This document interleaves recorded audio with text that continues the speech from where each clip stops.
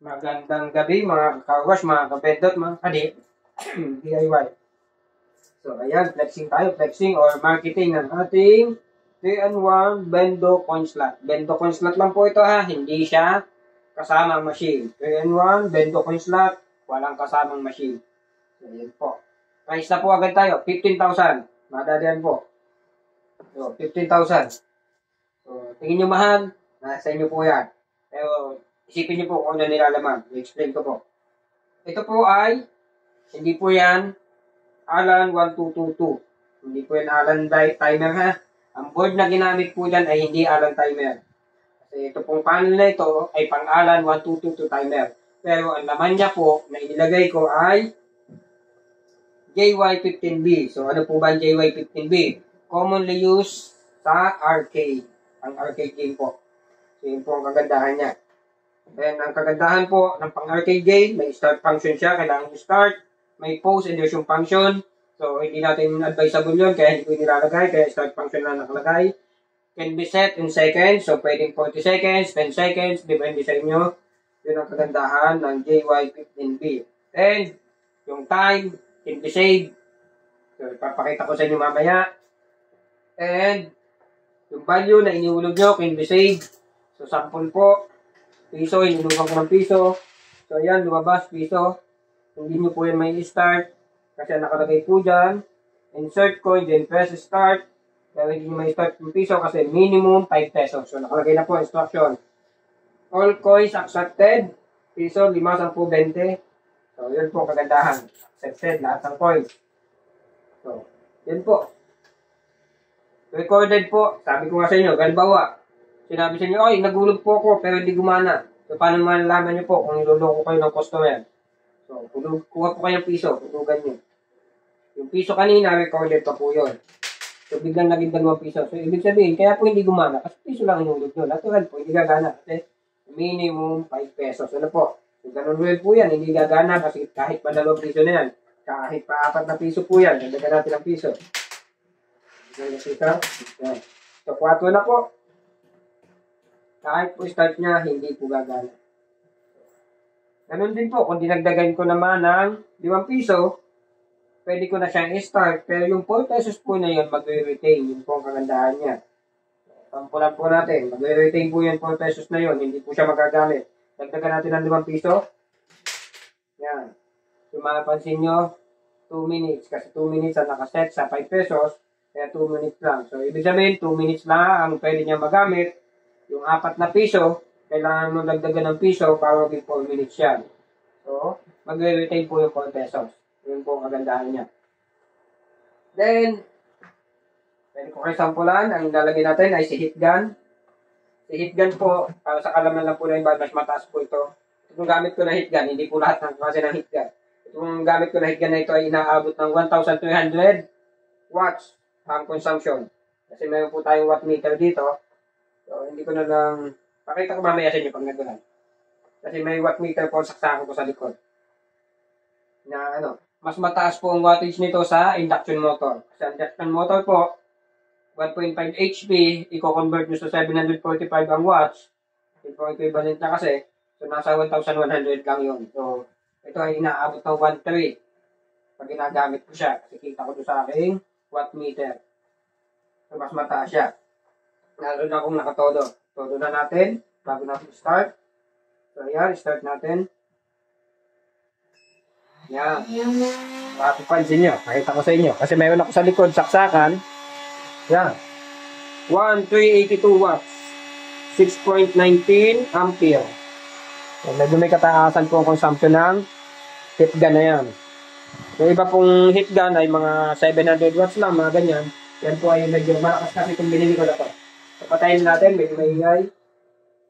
So, ano pa pong maganda dito sa ating JY15B? Nagsesave po yan time na yan. Kasi pwede po tayong nakuha minsan. Halimbawa, nag-run out. Sasabihin, ay, ang dami ko inuhulog, nag-run out. Nawala yung hinulog ko. Ito po hindi. Ano pa po? Yan. Tingnan nyo po, kasi titigil, patayin natin. Namatay. Then, ipinalang natin, bumalik ang kuryente, nagka-kuryente bigla. Yan. Nandun pa rin po yung time. Hindi po siya mawawala. Yan ang kagandahan. Nagsesave po siya. So, So, hindi tayo maluloko. Ay, ang dami ko inulog. Tapos nag-burn out. Hindi po tayo maluloko yun ang kagandahan. Kasi nakasave po. Kailangan nyo lang kung start yan. So, nakapatay po. Buhay natin. Kailangan nyo lang ulit start para gumana. Ganun po. Patayin na ulit natin. Naingan.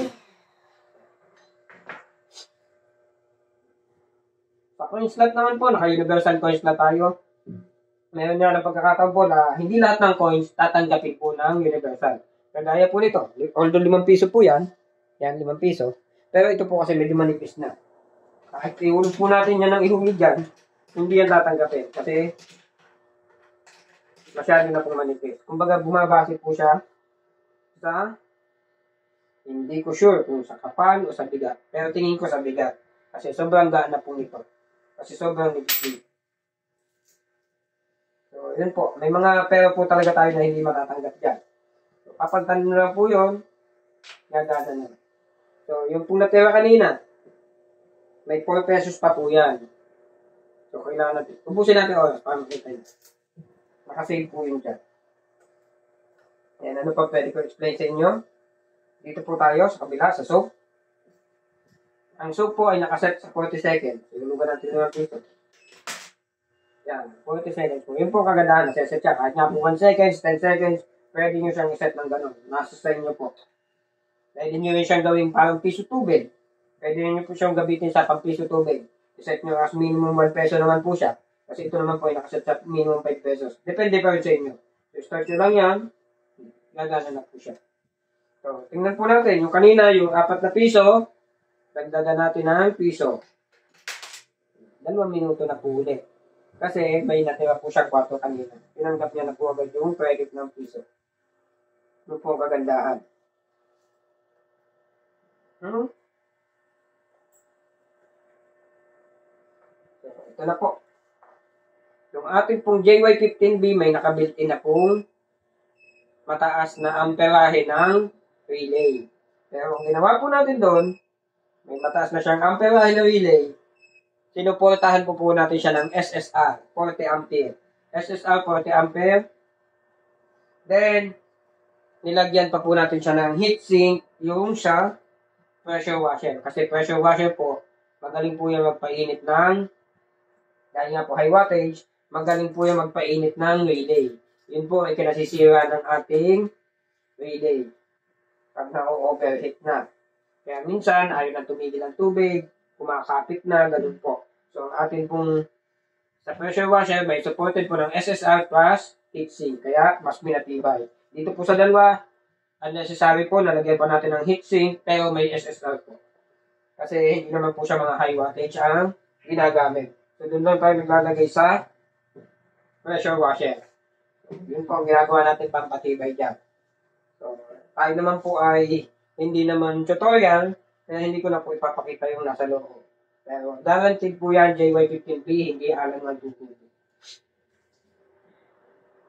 So, ayan po. Kasi ang Alan 1222 po, hindi nyo may set sa segundo. Yun po ang kagandaan niya. Pakita ko na lang po yung likod. Yan. Yan po ang likod niya. Nasa likod, ang mga saksakan. And, ang wire po na ginamit, hindi po natin yung tinitipid sa kapal ng wire. Minimum, yung supply main natin ng wire ay THHN number 12. THHN po, yung magandang klase lang, huwag yung mumurahin. May THHN po na mumurahin. And, dapat po pag magsaset up kayo ng vendor, kung gusto nyo magnegosyo ng car wash, wag kayong magagawa ng saksakan nyo. Kahit pa naka-breaker kayo, maninipis naman ang wire. Useless po yun. Kahit pa po anong tibay ng wire na inilagay ko dito, pwede pong masira ang inyong motor dahil po manipis ang ginamit ng wire na supply. So, kahit pa po anong tibay na nilagay ko dyan, kung ang saksakan nyo na may naka-flat cord, manipis ang wire, maaabala po tayo pareho. Sayang. Magtataka kayo bakit nasira ang motor niya. Kasi yun po ang nagiging cause minsan.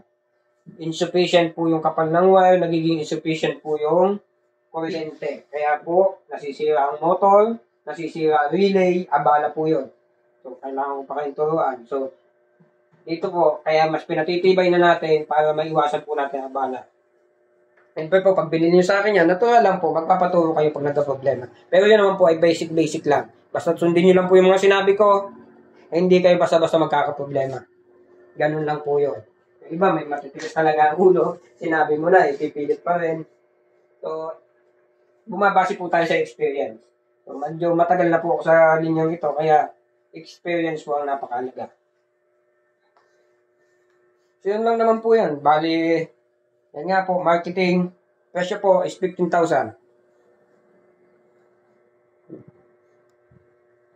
Ship nationwide po yan, via JNT, door to door po. So, salamat kay Sir Vince, siya po may order niyan.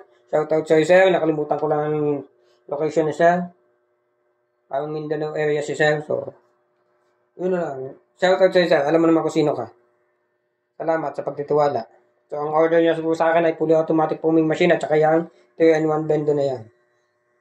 So, yun naman po mga kaka-wash, mga ka-bendot, mga ka-DIY. Please like, subscribe, and click the bell. Thank you!